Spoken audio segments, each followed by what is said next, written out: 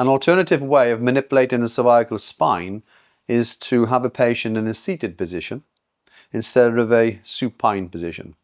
And instead of using the MCP joint, I can use my middle phalanx, and I tend to use more the distal part of the phalanx in here. The finger is going to come onto the articular pillar on the appropriate level you're going to manipulate. In this case, we're going to choose C4, C5, which will affect the C5 nerve root, which will affect abduction of the shoulder and elbow flexion. And so find the spinous process, find the transverse process, and go in between, which would be onto the articular pillar. So what we're going to do is come over to the middle part of the neck around the C4-5 area using the middle finger. So first of all, I'm going to induce flexion, which is a lot safer for the neck rather than an extension. And then I'm going to encourage a side bending of the cervical spine down to that level.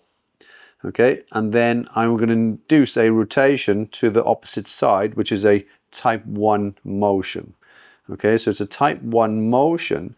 And then what you have to try to do is feel for the bind, and then it's having the confidence to then use the finger to thrust towards the opposite eye or towards that sort of angle because of the facet joint. Okay, so I'm just going to put in a little bit more side bending just to feel the lock in.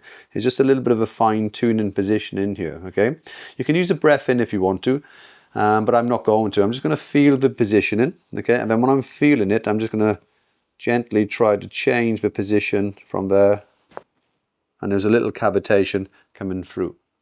Okay, so I'd use my finger, and also try to use a little bit of this hand where you use an equal motion of this hand finger, yeah, coming through, so it's a continuation of both movements. Not the easiest technique to learn, okay, so it takes a lot of practice, and you have to be very confident and competent to perform the cervical manipulation in a seated position.